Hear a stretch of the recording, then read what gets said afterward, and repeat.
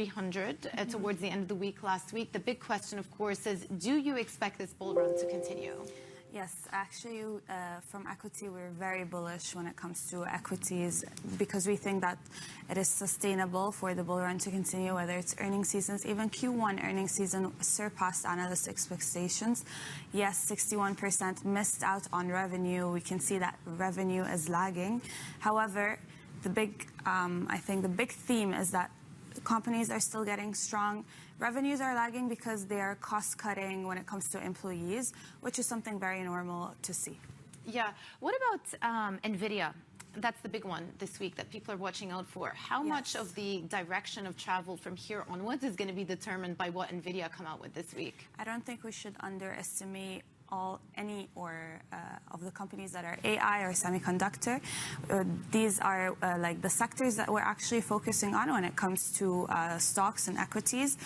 Big part of it is tech, even in China tech. So I think with all eyes on NVIDIA, I think if earnings and the forward guidance surpass expectations, then we definitely are going to see another boost in the stock market. Yeah, I just wonder if it doesn't meet expectations, then what happens? Because there seems to be a lot of optimism already baked into some of these valuations. That's true, but NVIDIA is not the only barometer for the equity market's bull run. There's a lot of other supporting factors. I think it should play a big role, but I think the bull run will continue either way. Okay. What about, well, we spoke about the micro. What about the macro? And again, coming back to what's priced in or not priced into the Fed rate curve. I checked this morning, there's about 40 basis points of rate cuts priced in. Obviously, people were quick to price in more once that CPI number came in slightly softer than expectations. But again, to what extent is the direction of travel also underpinned by markets' expectations for rate cuts this year? I think definitely the number one theme is rate cuts. I think it's actually overshadowing earnings season.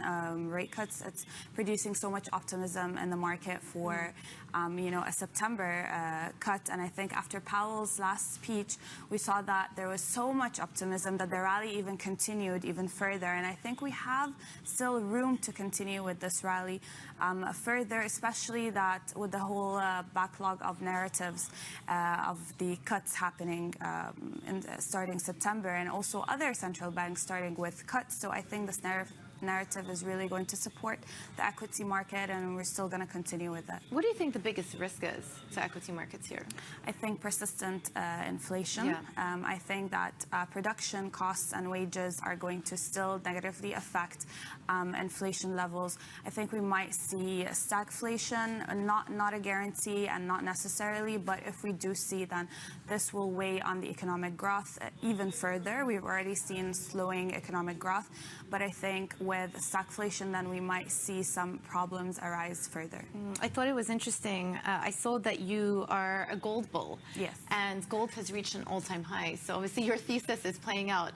Do you expect that to continue as well? And why has gold been doing so well? Yes, we continue to be bullish on gold. We actually revised our expectations from 2,600 to 2,800 by the end of the year. Which is where we are right now. Yes, exactly. We are around 2,400. So yes, gold has already powered through 20% from the start of the year, and I think it should continue. The normal playouts haven't really been the factors serving gold as a safe haven, but Japan retail demand and China as well, central bank for gold reserves are really powering through gold as a safe haven, and as well it has become everyone's favorite.